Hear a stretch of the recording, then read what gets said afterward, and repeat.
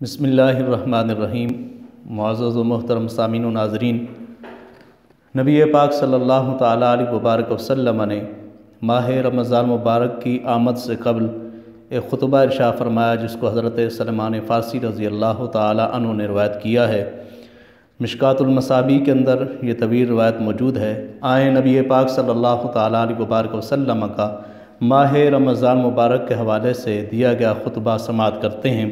حضرت سلمان فارسی رضی اللہ تعالیٰ عنہ فرماتے ہیں، خطبنا رسول اللہ صلی اللہ علیہ وسلم، ہمیں رسول اللہ صلی اللہ تعالیٰ علیہ وبارک وسلم نے خطبہ ارشاد فرمایا، فی آخر یوم من شعبان المعظم کے آخری دن، فقال یا ایھا الناس قد اظلکم شہر عظیم۔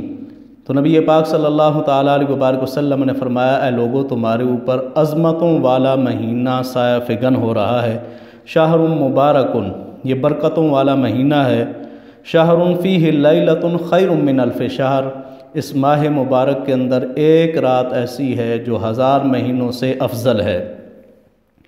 جعل اللہ صیامہ فریضۃ، اللہ رب العزت نے اس ماہ مبارک کے روزوں کو تمہارے لیے فرض قرار دیا ہے۔ وقیام اللیلہ تطوعا، اور اللہ رب العزت نے اس ماہ مبارک کی راتوں کے قیام کو تمہارے لیے نفل بنایا ہے۔ من تقرب فیہ بخصلۃ من الخیر کان کمن ادی فریضۃ فیما سواہ۔ نبی پاک صلی اللہ تعالیٰ علیہ وبارک وسلم نے فرمایا، جو آدمی اس ماہ رمضان مبارک کے اندر ایک نفل ادا کرتا ہے، گویا کہ اس نے غیر رمضان کے اندر فرض ادا کیا۔ ومن ادی فریضۃ فیہ کان کمن ادی 70 فریضۃ فیما سواہ، اور جس شخص نے اس ماہ رمضان مبارک کے اندر ایک فرض ادا کیا، گویا کہ اس نے 70 فرائض ادا کیے۔ وہو شہر الصبر، اور فرمایا یہ صبر کا مہینہ ہے۔ والصبر ثوابہ الجنہ، اور صبر کا ثواب جنت ہے۔ وشہر المواساۃ، اور یہ غرباء مساکین کی دادرسی کا مہینہ ہے۔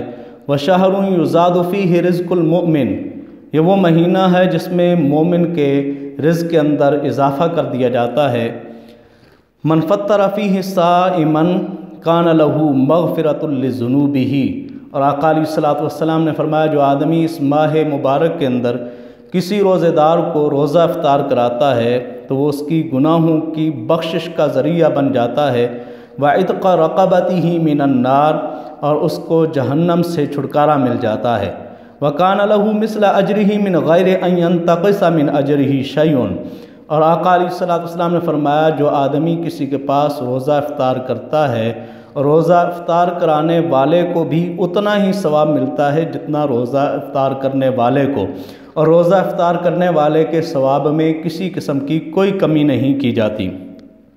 قلنا یا رسول اللہ صلی اللہ علیہ وسلم، سلمان فارسی فرماتے ہیں، صحابہ کرام رضوان اللہ تعالیٰ علیہم اجمعین نے ہم نے مل کر یہ عرض کی، اے اللہ کے رسول، لیس کلنا نجد ما نفطر بہ الصائم، ہم نے عرض کی، یا رسول اللہ صلی اللہ علیہ وسلم، ہم میں سے ہر آدمی یہ طاقت نہیں رکھتا کہ وہ روزہ دار کو افطاری کرائے۔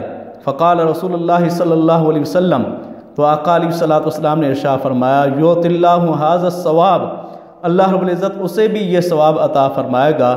من فطر صائما علی مزقۃ لبن، جو آدمی ایک گھونٹ دودھ او تمرۃ، یا ایک کھجور، او شربۃ من ماء، یا ایک گھونٹ پانی کے ساتھ کسی کو روزہ افطار کرائے، اللہ اسے بھی یہ ثواب عطا فرمائے گا۔